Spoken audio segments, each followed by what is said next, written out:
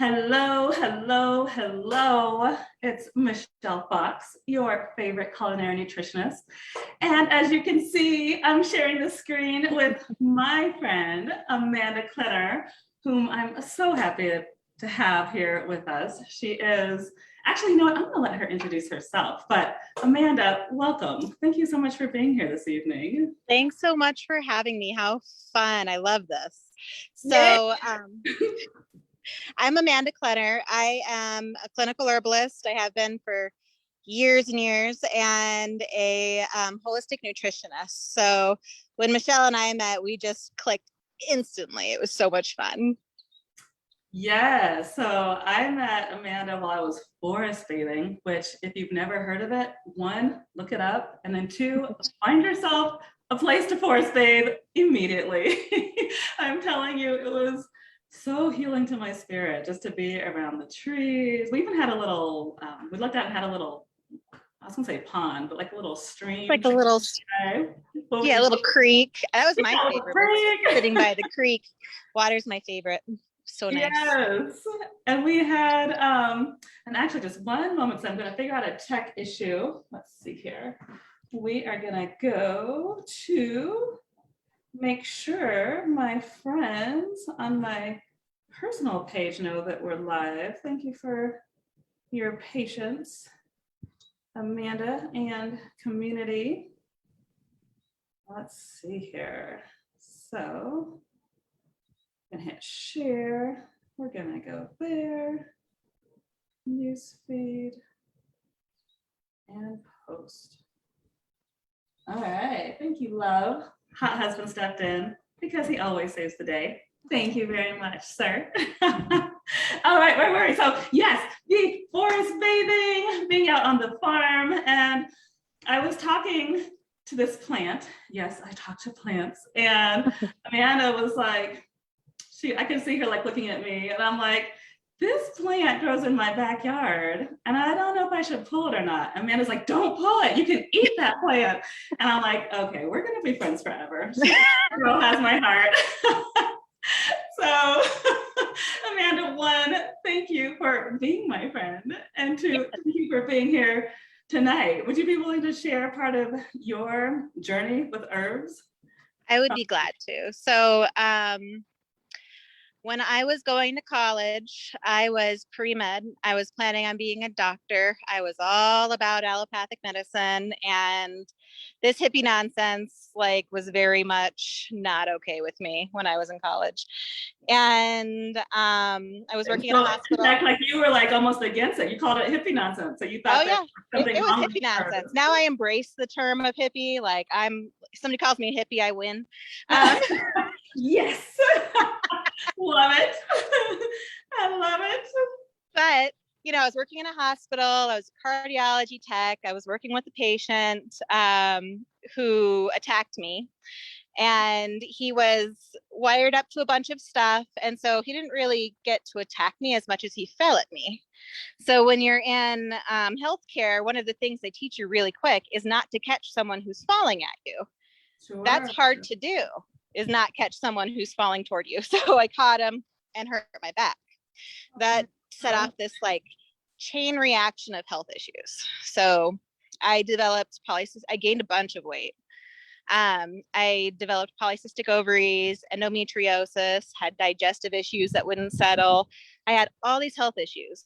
And I went to the doctor because, good allopathic lady, like, what can I do? And the doctor said, well, you're fat, lose weight. And I was like, well, okay. And that's a quote. Yeah, that's a quote. The doctor said, you're fat, lose weight.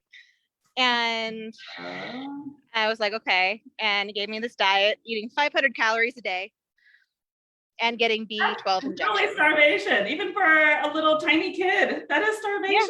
Yeah, that's not enough calories for my dog. Not okay.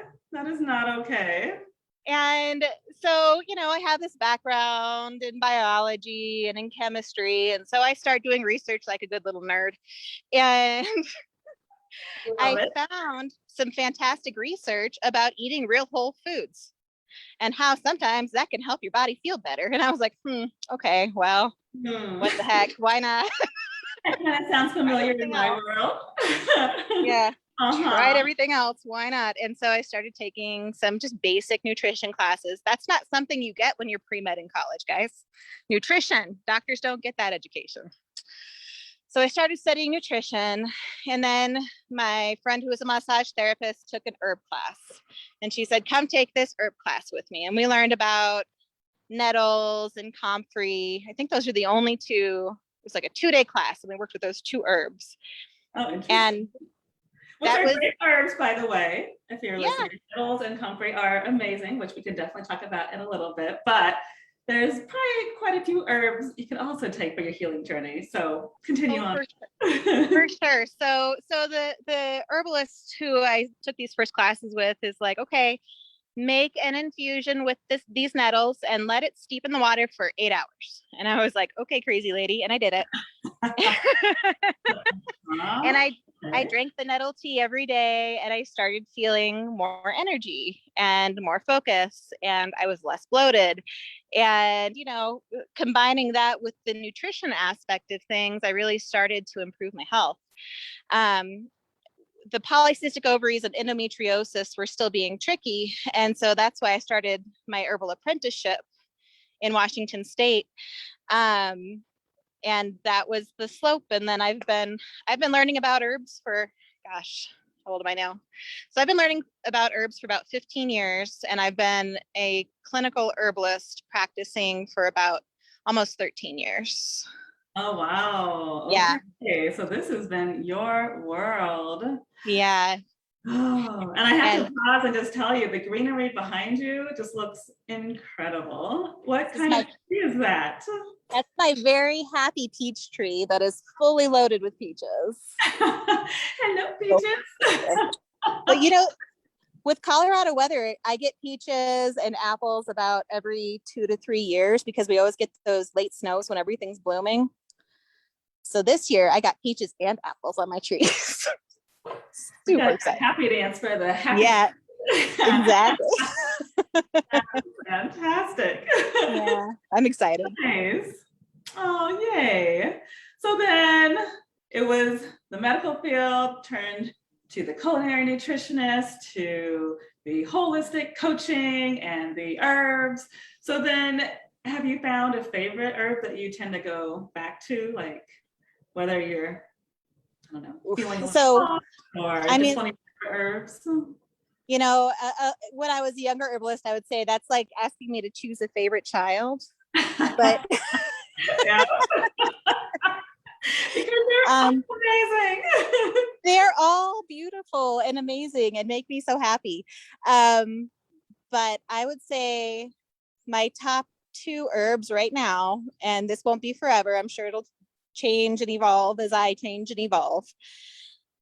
Milky oat seed, which is a really great nutrient dense food for your nervous system. And all of us who are frazzled and pulled 50 different directions and dealing with all the things, milky oat seed tincture and milky oat seed tea makes my nervous system calm and happy, and I love it, and it makes my life better.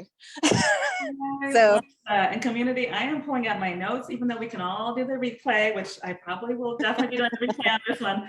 I'm taking notes now because sometimes when I write it down, it stays in my head longer. Yeah, well, I actually grow my own oats because I have celiac disease. So I grow my own oats to make sure that what I'm growing are, you know, just pure oats, and I'm not going to get any weird cross contamination. So I can show you my oats if you want. Most of them are dry now. So, yeah, what do they look like in nature? So these are dry seed heads. Okay. And there are these little, that's the seed right there. I don't know if you can see it very well. Yeah. So then do you have to literally peel off the husk for each one? Yep. So I just took off the husk. This is the seed. And then this seed gets rolled to make the oats that we see. So steel cut oats are just these chopped. Rolled oats are these kind of smushed when they're a little green. Yeah. And that's what we're cooking. So milky oats are these green things here. Got it. Okay. So, sorry. And then when you pinch them, it's kind of, these aren't quite there. Oh, sorry. So those aren't quite there, but when you pinch the green heads and they're milky, they'll pop kind of like, this sounds gross, but it's true. Kind of like a zit. That's when you know they're perfect. So like you can at that milky energy stage. going out. Got it. No, that's very helpful. Yeah. Wow. So milky oats are my favorite, and they grow super easily. Oats will grow wherever. And then rose petals are my second favorite. Again, they're very calming. They open up your heart, help like bring in love and joy, and roses taste so good. So I would say rose petal and milky oats right now are my two happy places for herbs. I so love that. Do you know, I just got some new body wash. This might be TMI, but it's Jason's brand, and you know, they're mostly natural. So yeah, I try to do as much natural products as I can in the household. But I had never seen their rose scent before. I'm like, let me try it. And Amanda, I am telling you, I just feel like it's like a nice hug, like every shower I take. So I so believe in the power of roses and with that spiritual energy that they give us of love and being taken care of. It's the best. It's that energy of being held and being protected. Those thorns on the rose are there for a reason. They're there to show you their beauty and their love and give medicine, but they'll also bite you if you get too close. And I think that's a really important lesson for us all to learn. I like that. And that's a nice like reminder for me not to get on your bad side. No, yeah. I did not want to be poked by that rose thorn. No, it's not the bad side thing. It's just that natural boundary of this is my energy. This is your energy. If I want to share that energy, I can open that up to you. But I don't want some random person coming and just like sucking mine out and not giving anything positive back. So it's just that nice natural reminder of our own boundaries and how we can choose to share or not that I love about Rose. I love that. Can you just say that one more time for all the mamas that are watching now? I'll actually say it for you. Boundaries. Yes. Boundaries are so important. Yes. Boundaries. I've learned that from plants, ironically enough, more than I have from people. Oh, wow. Yeah. It's a beautiful way to look at it. I did not sadly get to plant my garden this summer, but typically when I do have a garden, I do feel just more grounded and more in touch with, okay, what does this plant want to say to me today? You know, what am I supposed to be learning? So I love that you're speaking on that phenomenon. Yeah. Well, it was funny because I just got a surgery, a few weeks ago. And I found myself, because of this surgery, I wasn't allowed to do gardening. My doctor said no gardening. And so I was just standing in my garden where I am now. See the sunflowers? I just stood here. Oh, that has to break your heart. I know. But I mean, it's just getting the energy from the plants. Even if I can't play with them, I can pull weeds some other time, But just being in the garden is so happy. Just makes me happy. And so then what happened was I wasn't allowed to have a garden out, like to pull weeds outside. So I brought a bunch of plants inside. So now I have a bunch of plants in my house too. Okay. Well, I want to see some of those. I know you've got your family inside, so we won't like tread on their other time property. Yeah, or their time. But I'm going to speak a little bit about my culinary nutrition herbs for my community, some of my faves. And then if you'd be willing, I'd love to see a few more of the things that you have in your gardens. Yeah, I would love to. All right. What do you use? So friends, I just wanted to share really quick. You can see I've got the glass jars going because as we've talked about quite a few times, we keep our food stored in glass when possible. We definitely want to avoid the plastic because of the toxins that can get into our foods. So 4 of the herbs that I actually am cooking with this week, I wanted to share with my community, which is the cilantro and the dill, which isn't she just so fuzzy, happy? And I said she, but I actually often think of dill as male. What do you think of it? Do you think of it as male as well? I'm on a journey right now. So I used to call herbs he and she, but a lot of my friends who are transgendered or gender fluid feel that plants aren't gendered. And so I'm trying right now to not gender plants. And I'm cool if people do, but that's the journey I'm going on right now. No, I can absolutely appreciate that. Thank you for sharing that with me. Yeah. So that's our fuzzy dill. And then the parsley, I've got the curly parsley, but I know some people like to work with Italian flat parsley. They have very similar nutrient profiles. And of course, the basil. Or when people Basil's my favorite. accent, say call it the basil, I'm always like, oh, that makes it sound even better. So They're British. The basil's your favorite out of these four, Amanda? Is that what you're telling me? I basil or cilantro. Either of those are like, I eat so much of both of them. They're amazing. Yes, and I always talk about how they cleanse our blood and fortify the blood. Mm-hmm. Obviously, they have the chlorophyll and the amazing fiber. Do you have anything you want to add about why my friends want to add as much of these into their bodies as possible? Yes. Well, I will start with they all smell amazing. And that smell is so important for the enjoyment of food, and food is love and food is nourishment. There should be no time when you're eating something you're not thinking, this food is me loving myself. So those fragrances all are very uplifting, very cleansing. They're all really nutrient dense. I love cilantro because it's very supportive for cleansing the kidneys, and kind of removing some of the uric acid and stuff from the body. And then we also have coriander, the cilantro seed, which I have a bunch of actually right now, because all my cilantro has gone to seed. So I've reseeded it. That's a fantastic herb and helps improve digestion. So I've been cooked with coriander a lot as well. And then basil just makes me happy. It's so good, super nutritious. And you can put it in so many different flavor profiles, from like a watermelon salad. Have you had a watermelon basil salad? Ooh, with the feta? But that's coming up next. I like it. It's super easy to make. It's watermelon and basil. And you smush the basil a little bit so it's aromatic, and you put it in with the watermelon and you just let it soak. It's so good. It's also good with mint.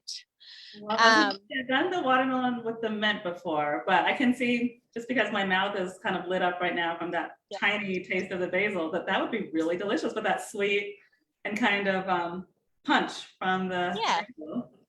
And you can really play with like the different kinds of basils too, because there's different flavor profiles and different varieties of basil.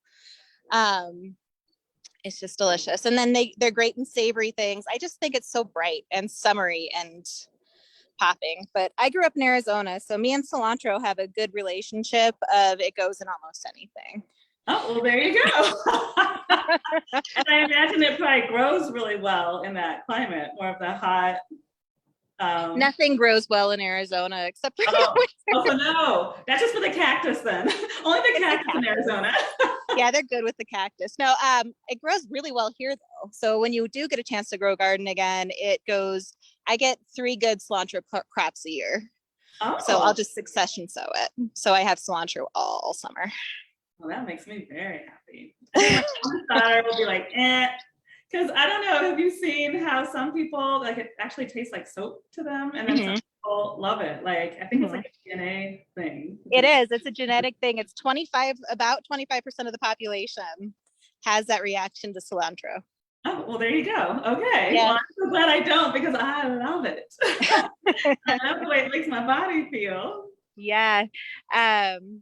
For sure. They're both delicious. Salsa is my favorite for cilantro. I will eat a cilantro heavy salsa all day.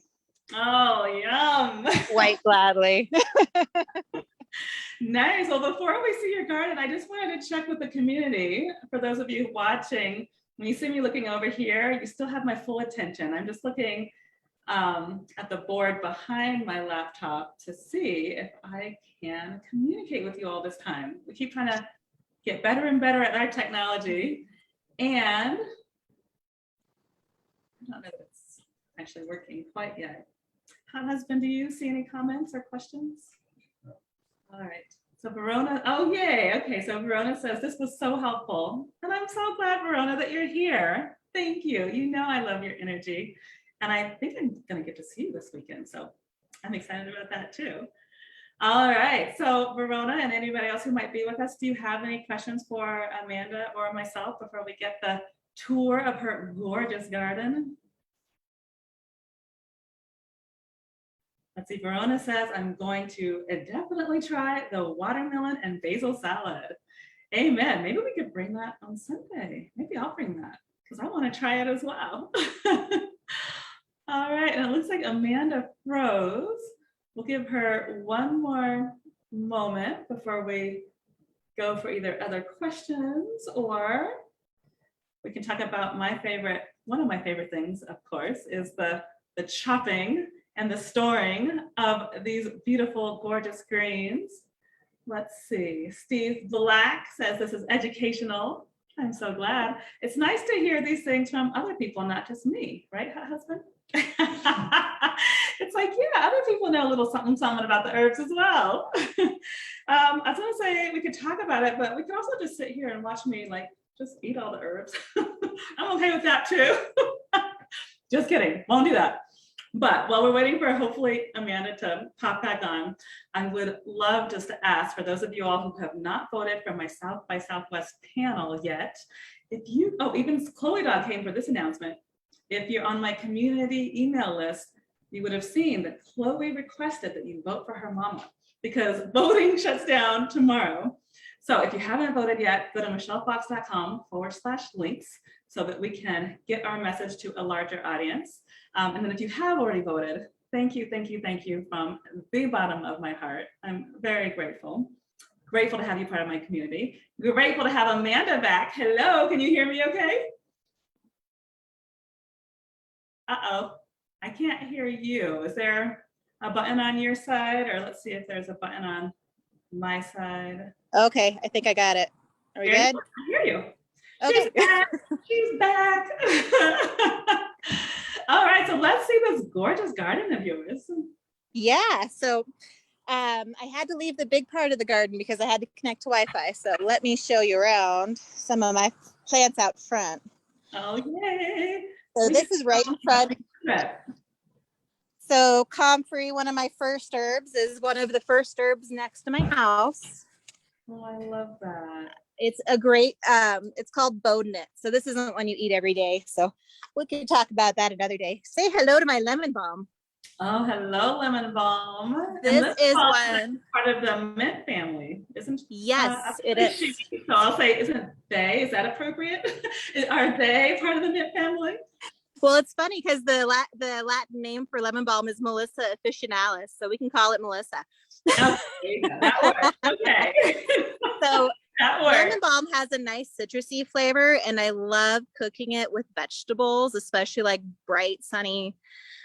Brings a bright, sunny, citrusy flavor, and it's really great because we can't grow lemon very easily in Colorado. And so I do a lot of cooking with lemon balm, and it also makes a delightful, just calming nervous system tea. Love its antiviral properties too. So it's a nice, gentle friend that's really good for most people. Kids love it too. Love it. So that's one. This is my lavender. Oh, it's flowered already. That's my fave. I know I asked you your fave, but people that have been to my house or just know me intimately, they know that lavender, I say, if there's an ailment, there's nothing that lavender cannot fix. And so you can find it in a bottle or you can find it in Amanda's garden. And my absolute favorite herb. So calming, and it's so delicious. It adds this like pungent floral flavor to foods, and I love it with dark chocolate. So if we're talking about cooking with weird herbs, lavender is so good. I also love it in teas. It's nice and calming. It's got a very strong flavor, so I just use it sparingly. Or have you used herbs de Provence? Have you used that? Isn't that a mix that people often use for chicken, for roasting chicken? Yeah, you can use it for roasting chicken. I use it a ton on vegetables too. It's really good with if you do anything with eggplant or fish too. It's just those lighter flavors. And it's got lavender, sage, oregano, tarragon, just a delicious spice. Love that. And as you're walking around, it looks like Sheila Baker Johnson. Hello, Mamacita. Hi. Thank you for being here. She just asked, will you all be talking about the benefits of sage? Do you have any sage in your garden? I have a ginormous sage bush in my backyard, but I have this little one in my front yard. Oh, I love it. Oh, there yeah. We are. I love it. Yeah. And this is my bush in the backyard. It's about 3 feet tall and 4 feet wide. It's gigantic. And I know people often will put a bushel together and dry it out and then burn it and do either meditation or spiritual practices. But as far as ingesting it, do you use it to cook with or put it in any recipes? That's a different kind of sage. So culinary sage is what we generally cook with. Okay. Salvia officinalis. And then white sage is a sage variety that grows in California. It's used traditionally as a smudge by many different Native American tribes. It is considered a sacred plant and it's over harvested in the wild. So when I use white sage, I use it with respect to the cultures who use it spiritually. And I buy organic farm sage so that I know that we're not depleting the natural resources that are growing in the wild. I love white sage. It has just a delicious smell and it's very cleansing to the aura and to the spirit. I put it in, I have a sacred space bath mix I make with white sage and Palo Santo and frankincense and myrrh. And it is the most just delicious, spiritually renewing bath. It's just so yummy with the salt and the grounding and the cleansing and the smells. Oh, and I add rose tea with that too. You're bringing me back to my past. I'm like, that sounds like absolute heaven right now. I seriously might be running out to the health food store when we get done talking to have that bath this evening. Yep. Oh my goodness. So it's delicious. In Colorado, I'm a big believer in bioregional herbalism, using the plants that grow abundantly where you're at, or that plants that we can grow ourselves. And so in Colorado, we have Artemisia, the silver sage or the fringe sage. It's not actually a sage, it's an Artemisia, so it's related to wormwood. Okay. But it has a similar spiritual profile, similar properties, and similar uses to the native tribes here as the tribes that use the white sage on the California, Oregon coast. So that's not my lineage. That's not what I've studied. I've just spoken to these people. Don't own it, but it is a delightful plant that I love working with. Sage for food, the culinary sage, I cook with a lot. I really love it though in a tea when you have a really bad sore throat. Have you had sage tea? I don't know that I have actually. It really would be strong, just because of the way it feels, the texture. But yeah, it's the opposite. Is it not? It's really fun in your mouth. Oh, okay. Tell me more. So plants have different energetic properties. We can talk about this in the woo way, or we can talk about this in the I put it in my mouth and this is what I feel way, like ginger, right? You put ginger in your mouth. Part first, like the way it actually feels. Is that what you mean? Kind of. I'm sorry, I didn't mean to cut you off at all. No, that's a great question. Okay. So when you put ginger in your mouth, is it hot or cold? I think it's hot. Yeah. And if you put fresh ginger in your mouth, is it drying or is it moistening in your mouth? How does it feel? Like the fresh ginger root? Mm-hmm. It tastes moist to me. Yeah. Now, comparing that fresh ginger root to dried ginger powder, how is that hot or cold? That's hot. Hotter than the fresh ginger, right? Right. Is it moistening or drying? Does it dry your mouth or does it Oh help? yeah, I think it would be more drying in the powder form. Yeah. So sage is really fun energetically because it's both warming and cooling, and it's very drying. So sage is one of the herbs that I've used for women who are done producing breast milk and breastfeeding. For women, I had some friends who were getting like a breast reduction surgery after nursing and their breast milk hadn't dried up. So sage was really good for that. We use sage for sore throats. We put it in honey and just use sage honey in our tea. It's fantastic. Such a good flavor. And it's what I like about it is when you chew on it, it's both cool and warm at the same time, but it settles in your body as being cool. So when you have a fever or something, it's really nice at cooling you down. And when you're having hot flashes, like if you're having hormonal changes, sage is fantastic to help cool you down and shut those hot flashes down. I love it. So then I'm definitely writing this one down because as we've talked, I am going through that as well. So would the tea form then be the best way to help soothe? That is the best way for the hot flashes that I've found. Okay. You can drink the tea hot or cold. They're both pretty cooling to the body. But when I'm having a hot flash, usually what I do is I make a sage and mint tea because I have them both in my garden.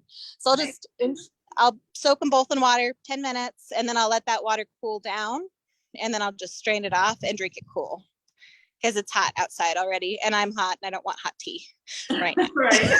That sounds like the perfect summer treat. It is. Well, we are at the top of the hour and I want to be Yes. respectful of your time and energy. Are there any, back to that favorite question, are there any herbs or plants that you have in one of your gardens that like you go to more often than not, whether it's to eat it or to talk to it?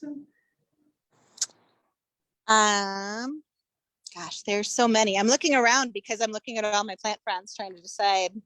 One more. I'm going to go with mint, actually. You know what? Mint. We do so much mint in our house. We're doing a lot of smoothies because we have to leave for work early and we're not morning people. Sounds like my teenagers, yes. Yeah. So I've been making a lot of mint avocado chocolate smoothies for breakfast. Yum. Really good. And it's, I bought frozen avocado from the grocery store because I'm lazy. And I don't like it that avocados are like good and then not good in such a quick like time. So we have frozen. So finicky. Like I love them, but it's kind of annoying. So I buy frozen avocados and we just throw them in the blender with some yogurt and some mint and some chocolate and then some maca powder for hormonal regulation and balance. And that's how we wake up most days. And it's delicious and super easy to grow, great for digestion. It just gets your day going. Lots of energy. So I do love my mint. And I know you and I had talked about perhaps sharing your chai tea recipe with our community, but as soon as you said all the ingredients to your smoothie, would you be willing to share that instead? I'm kind of salivating right now. Like that sounds amazing. I would love to share that. I can definitely do that. Thank you. And I'm gonna make sure there's no other questions. Let's see. Oh, and then she was asking with the sage, which one is good for the intestine? Or maybe it's not necessarily the sage, because I know mint's very calming for our intestines.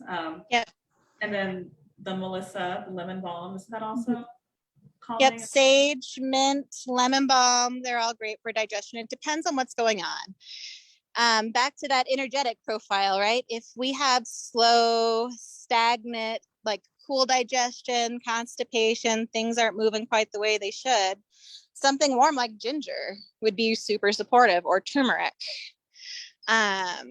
Where if you have really hot digestion, like indigestion, acid reflux, diarrhea, that kind of thing, you want more cooling plants like mint or sage, lemon balm, marshmallow. I mean, if you live in Colorado, we have Malva neglecta, which is related to the marshmallow and grows in the wild here as a weed. And so I use that instead of marshmallow. when I'm making stuff at home because it's a weed in my backyard and it works just as well as marshmallow and it's native. So something cooling and soothing like that would be better for something that's like a hot digestion problem.